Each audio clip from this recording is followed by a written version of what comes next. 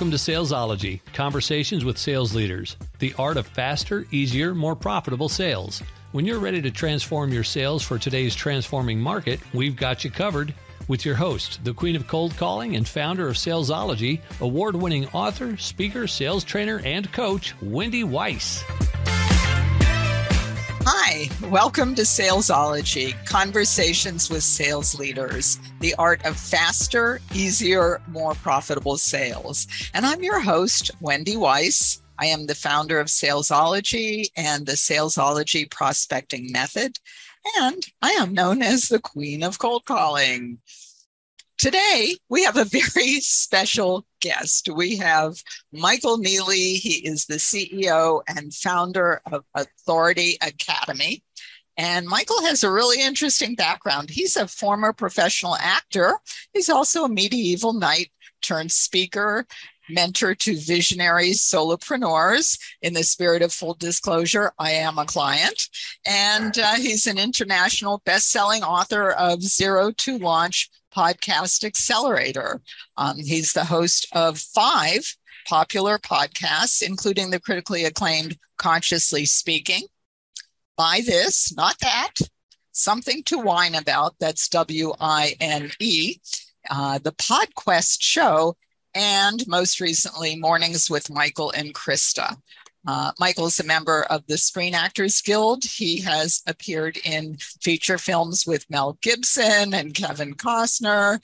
He's performed off Broadway with Braugher and Kathleen Chalfant. And he's had recurring roles in several popular soap operas. Because he's the founder of Authority Academy, Michael now trains and supports heart-centered entrepreneurs in professional speaking, virtual summits, getting published, and designing and hosting their own podcasts to massively grow their business and expand their audience. Welcome, Michael. Oh, thank you so much for having me here, Wendy. I am honored to be a part of your show. This is exciting. Well, again, spirit of full disclosure here, it wouldn't have happened without you, Michael Neeley. So what's the Michael Neeley story? Give us the background. How did you end up in a nutshell? Here, in a nutshell. In a nutshell. Yeah. Wow. Okay, so I guess let me encapsulate. So I knew I wanted to be an actor ever since 4th grade. And literally, that was my career, my profession. That's what my degrees are in. I went on to pursue it professionally for 20 years, made a living as an actor. And then I hit a turning point, and I decided I didn't want to raise my son in LA. I guess my son being born was a turning point. And so I left Los Angeles at the time where I was living, moved to Santa Cruz, California.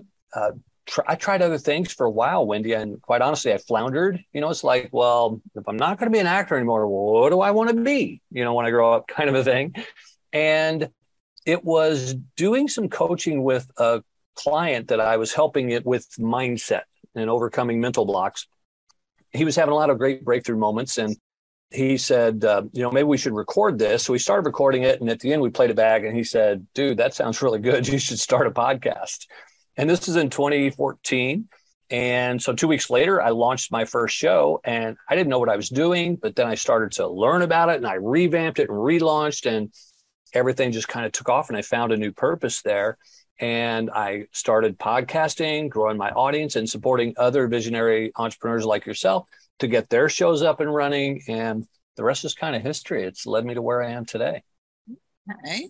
So I'm curious because you call your business Authority Academy. Mm-hmm. And what does the word authority mean? Yeah, it's a great question. And one of the things that I find interesting about it is, the root of the word is author. And of course, that's why part of what I teach is, how to get published and how to do it strategically. More of what I do is really about the strategy of building your authority. And in the modern day and age, though, we've gone way beyond books, where I'm sure we've all heard the expression, so-and-so wrote the book on that topic. Well, that was just because that was the way you got out your wisdom and knowledge. Well, now we've got podcasting, and we've got virtual summits where people share their knowledge. And we've got live stages where people are sharing their wisdom on stages. And so for me, it is how do you combine all of those 4 elements, what I call the 4 pillars of authority, how do you combine those to effectively grow that, your authorship of being the go-to expert in your field? And so for me, that's what authority boils down to. Okay.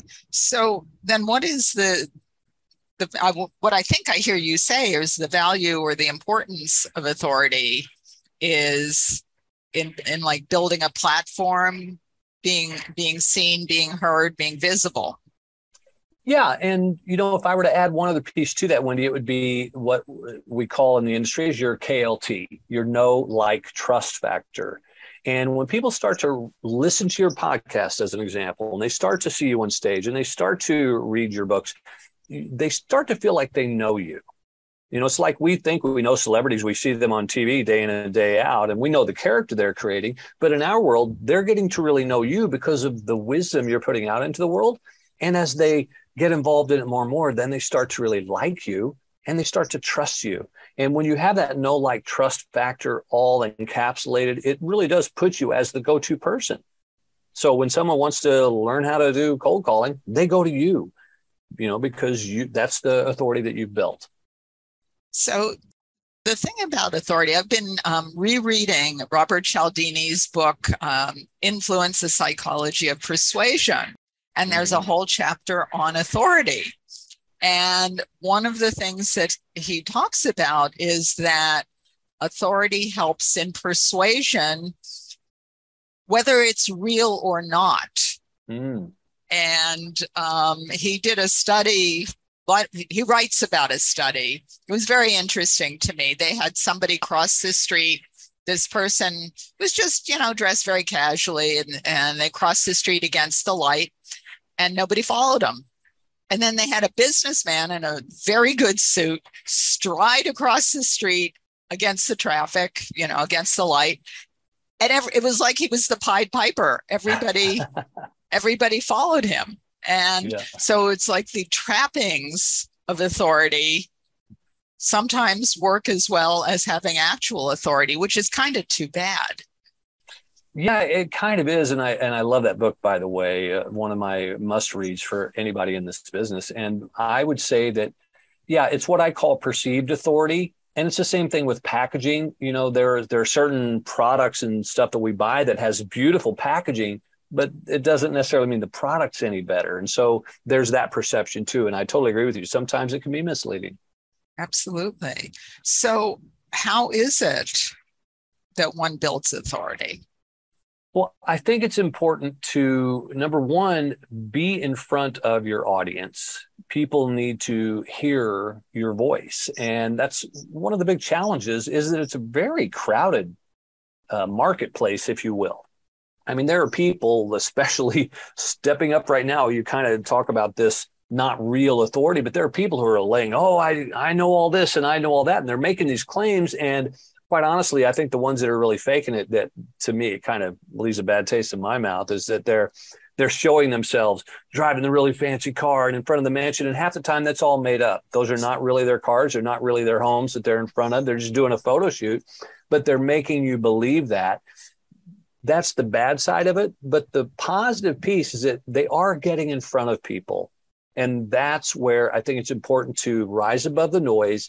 And one of the best ways to do that is to get in front of them, number one, with reach, try to get in front of them in every which way, either be it in reading by a book, podcasting, where they're listening to you audibly like this, on stage where they're seeing you live.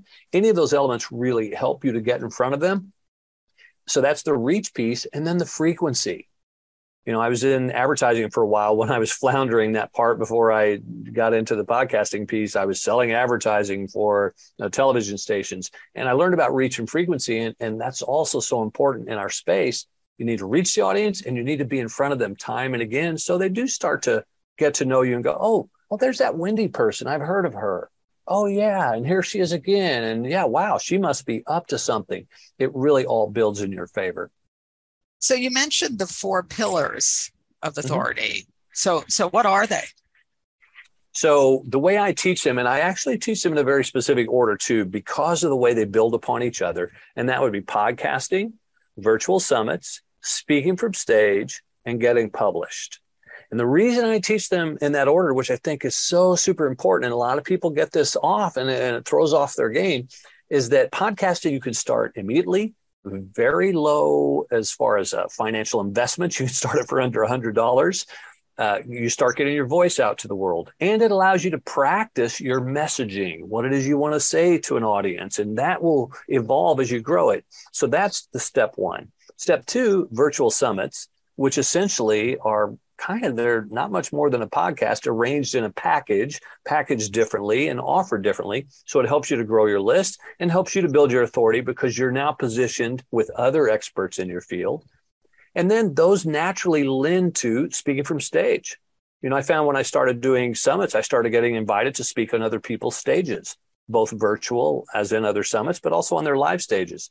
And that adds that next piece to it. And by then too, you've got your talk dialed in. And so you're really prepared for it. And then finally the book. And the reason I suggest the book last is a couple reasons behind this. One is that I know people who take their podcasts, and I'm in the process of doing this on Mornings with Michael and Krista. We're going to take transcripts of the episodes we've recorded and have those transcribed and massaged into a book. So now we'll have a book as well. So now you're ready to go to print. But here's the key is now you start to interweave them. So in the book, you make a reference to your podcast. You say, hey, for more details, go listen to episode 37 of Salesology or something like that. So now people, oh, you got a book, but you've also got a podcast. Or you could say, check out my virtual summit, which I do every year, and you'll get more details. Or I'm available to speak on stages. And as a matter of fact, if you want to hire me, you could even have that right in the back of your book. So they start to play with each other really well.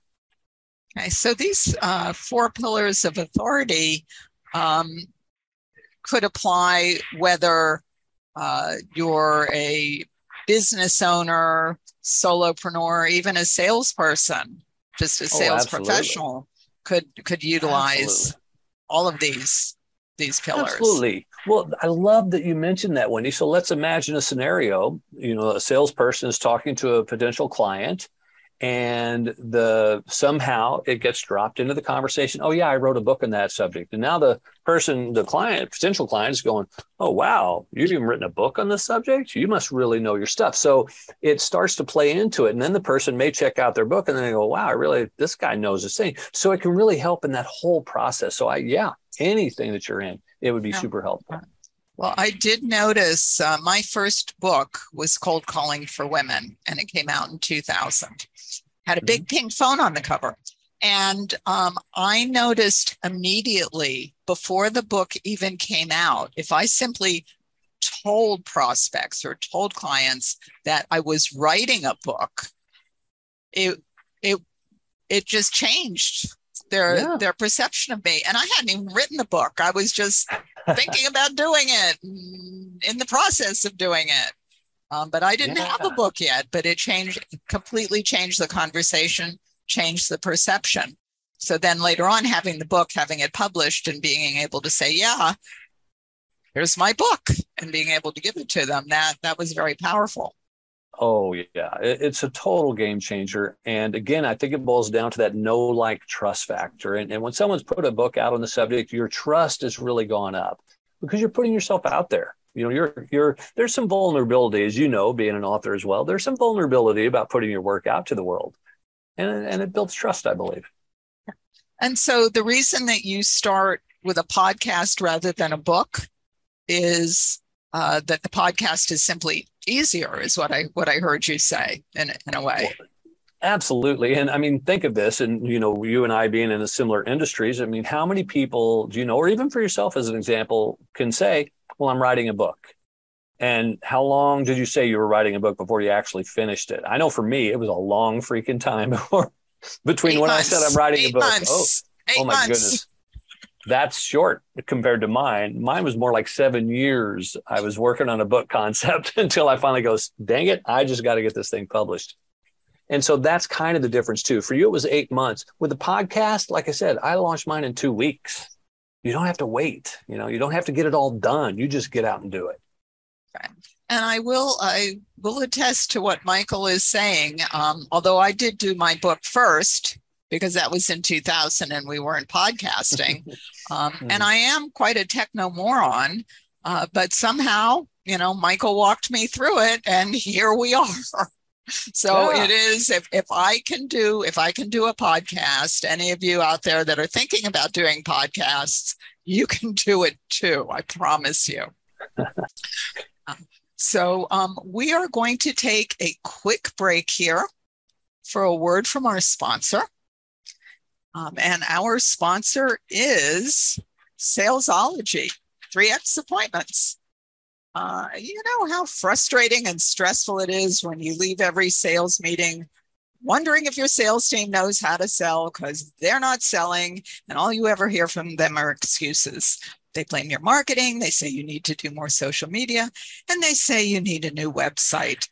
You know something's wrong, but you don't quite know what it is, and you're even starting to wonder if it's you.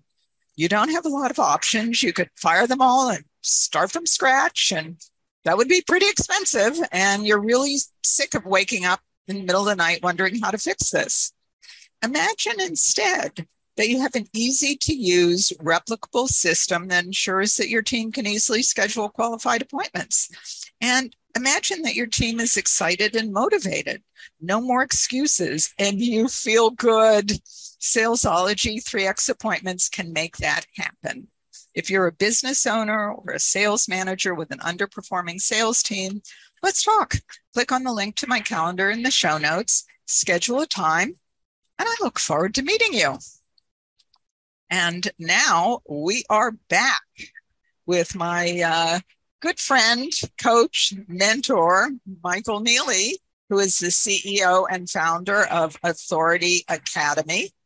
And so let's dive a little bit more into podcasting.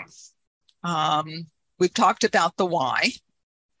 And one of the things that always stopped me before I met you, when I thought about doing a podcast, was I kind of am a techno-moron, and I thought there was going to be all this really complicated software and equipment that I was going to have to buy and learn how to use.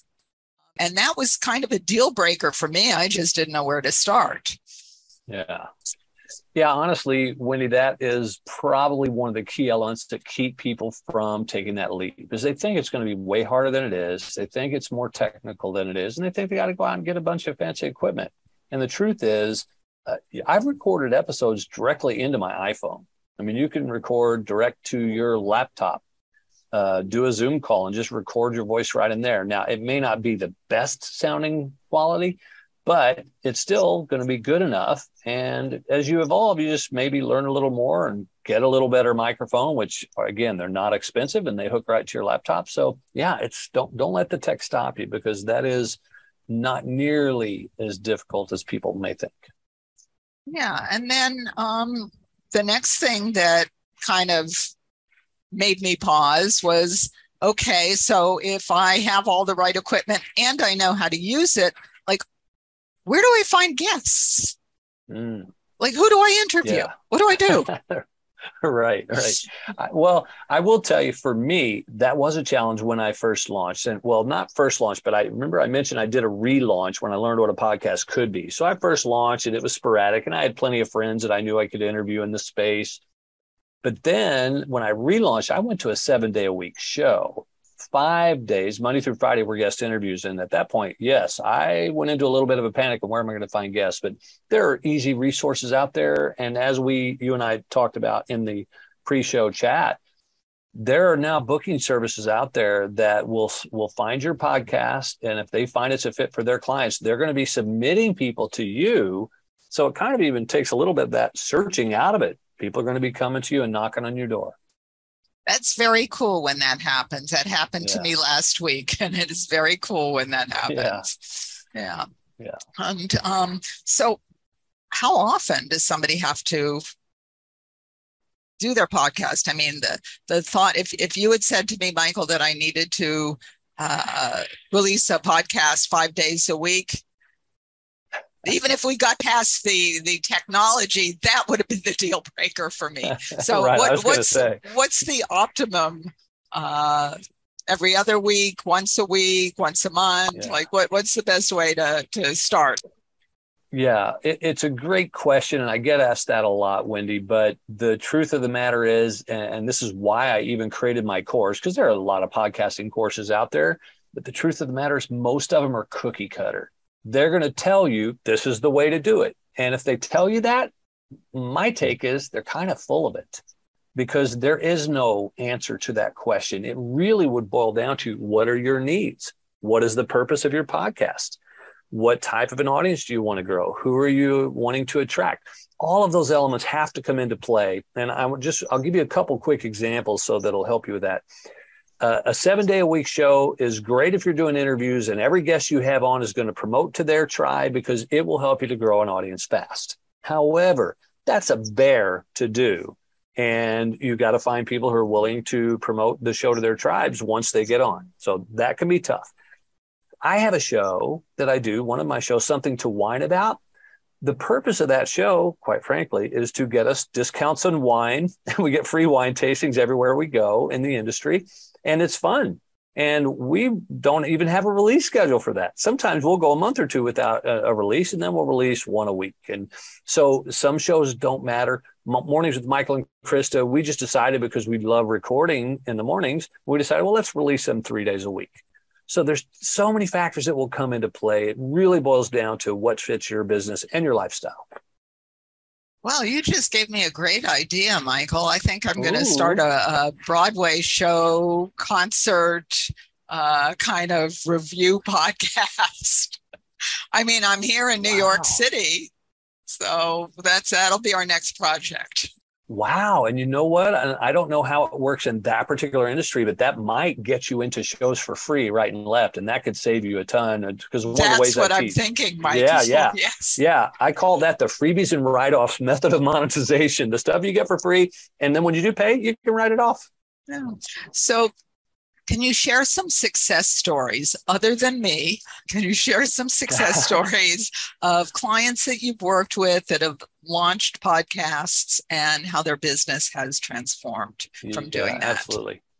Well, one I want to share that I kind of like for multiple reasons, because this has got levels to it. And that is that my former wife, Megan, when we split up, and by the way, she was with me during my whole podcasting journey. And so she saw me when I was doing 7-day-a-week show and how much effort it was. And she was just, nope, don't want to do a podcast. Not going to do a podcast.